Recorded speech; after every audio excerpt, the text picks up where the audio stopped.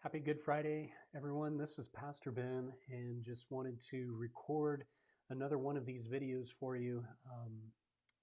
The series that I've been doing on Fridays for you. It's Friday, but Sunday's coming. That kind of takes on the better meeting today. That we have something great to be looking forward to on this Good Friday. I shared in devotions this morning the significance of this day, the tension that's in this day of recognizing and remembering the price that Jesus had to pay for our salvation. And so the tension is remembering that, but then also in the looking forward to the hope in the resurrection that Jesus, through his death and his work, finished work on the cross, um, gives us the hope that we can have for eternity to spend with him. And there's great hope there. And so it's my hope and prayer for you that you are experiencing that not only today, but as we gather on Sunday.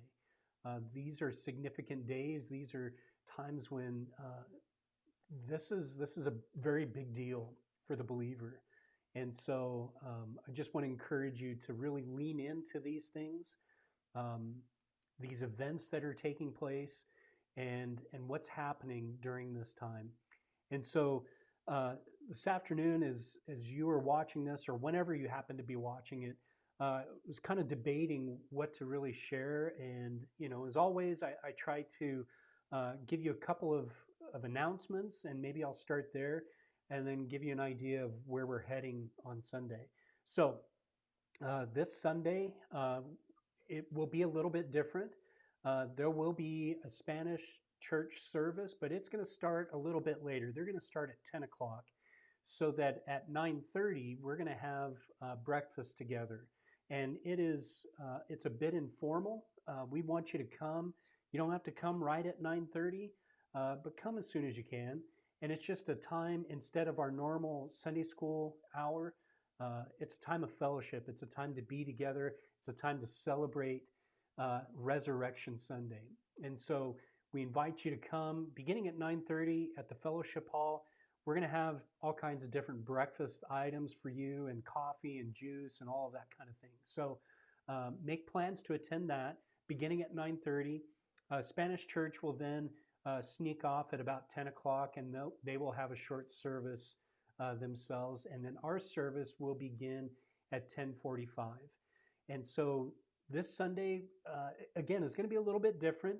Our children have been working really hard to present a program, a skit, some music, and it's a time that we get to experience the Easter story, maybe a little bit different than what we normally do. And we'll get to sing together, and I will have a brief message. And of course, we want our hearts just looking towards the hope of Christ, and I'm excited about what we're going to be sharing together on that Sunday. And so, as I mentioned before, was kind of wondering what I should share with you on this Good Friday. If you weren't able to make it to the Good Friday service that happened today, it was a really good time together with other believers from other churches, some great messages, some challenges, some time reflecting. It was really good. And so I just wanted to share a couple of things with you as I've been thinking about today. I ran across a blog post that kind of gave a timeline of some series of events that happened on Good Friday. And I wanted to share some of those things with you because I think it may help us to kind of keep some things in perspective as we're looking towards Resurrection Sunday. So on Good Friday, actually beginning at about 12 o'clock midnight to 1 a.m., after the disciples had the Last Supper together and communion together, Jesus and his disciples, they leave Jerusalem. They cross to the Kidron Valley to Gethsemane on the Mount of Olives for prayer. And Jesus is encouraging them to pray that they may not enter into temptation.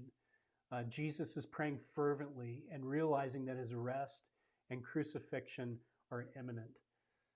His time in prayer is so intense that it says that he sweat drops of blood. We read too that his disciples are tired and they keep falling asleep. From 1 to 1:30, Judas, the betrayer, leads a small band of soldiers and temple servants to the garden where he knows Jesus will probably be. And as Jesus is waking his disciples, Judas finds him and kisses him, and which was the predetermined signal that we know. And they arrest Jesus. Peter then draws his sword and cuts off the ear of one of the soldiers, which in turn Jesus rebukes him. From 2 to 3 a.m., Jesus is bound and taken to Annas, the high priest, the father-in-law, and then to Caiaphas, the high priest, who question him about all of these things. He stands trial before the Sanhedrin.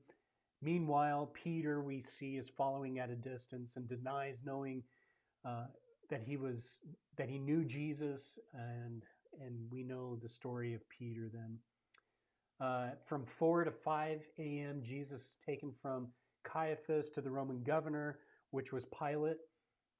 Pilate then refers him on over to Herod. And this is all happening at these early morning hours from 4 to 5 a.m., then from 5 to 6:30 a.m. Pilate, who then is talking with Jesus, realizes that, again, he's from Galilee, sends him to Herod. And then some interesting things begin to happen. Jesus is then sent back to Pilate from Herod at about 7 a.m. Pilate, who vows to the angry mobs that he will punish Jesus and then release him, Pilate's wife sends word to her husband to not bother that righteous man because she has a dream about him. The crowd again calls for the release of Barabbas instead of Jesus, and now begin insisting on the crucifixion of Jesus. Pilate tries to reason with them, only to succumb to the pressure of the mob, and agrees to release Barabbas and crucify Jesus. At 8 to 9:30 a.m., Roman soldiers then begin to flog Jesus. They fashion the crown of thorns and put it on his head, and they mockingly worship him. This abuse continues as they strike him with a flexible wood staff or a reed on the head, and they spit on him. They strip off this purple robe that they had put on him, put on his own clothes. 9:30 to 10:30 a.m., the soldiers force Jesus to carry his cross out of Jerusalem and up the hill to the place of executions we know that is Golgotha. Jesus, after all of the physical abuse, the sheer exhaustion, sweating blood, is unable to carry the cross. And the soldiers force Simon of Cyrene to carry Jesus' cross the rest of the way. 10:30 to 11. When they arrive, they nail Jesus through his hands and feet to a wooden cross and then stand it up in the air so all can see him. And they give him some cheap vinegar wine, which he initially refuses, even though he says that he is thirsty. And Pilate has made a sign that reads, "Jesus of Nazareth, King of the Jews," in Aramaic, in Latin, and in Greek. And the soldiers divide his clothing among themselves and cast lots for his tunic. At 11 to 11:30, Jesus' mother, Mary, his aunt, Mary Magdalene, and Mary, the wife of Clopas, and the disciple John stay by the cross of Jesus. Jesus basically tells John to take care of his mother.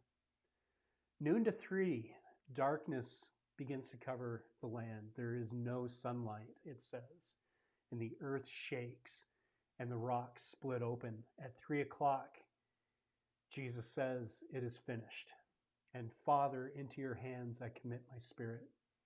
Jesus bows his head and he dies. In the curtain, we read, the curtain in the temple between the holy place and the most holy place was torn in two from top to bottom.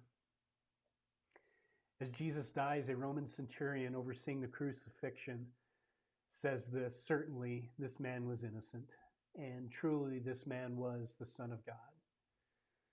At the same time, the bodies of many of the saints who had died were raised and came out of their tombs and came into Jerusalem and showed themselves to many people.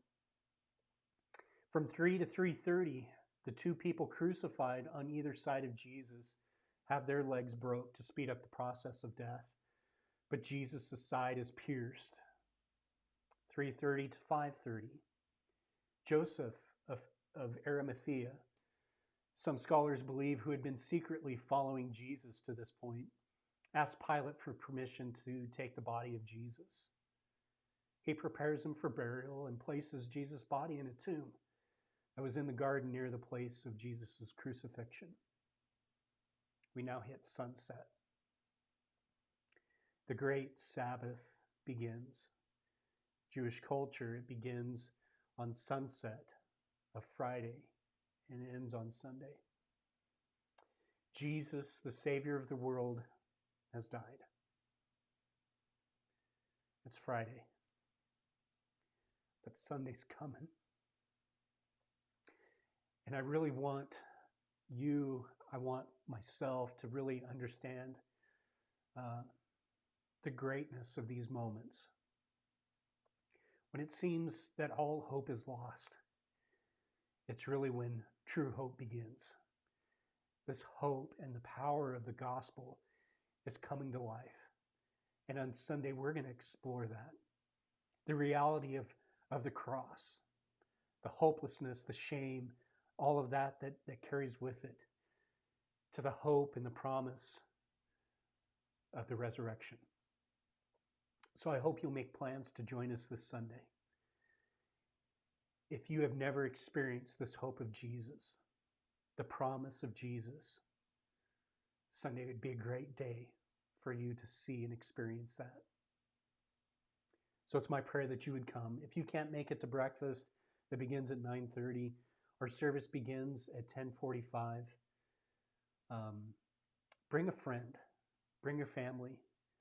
Let's hear and understand the story of the cross, the power of the gospel, the freedom that's here for us. We'll be spending our time in John chapter 20 as we look at this. We'll understand the power and the hope of the gospel. So make plans to attend. I love you. I'm praying for you, and I can't wait to see you this Sunday.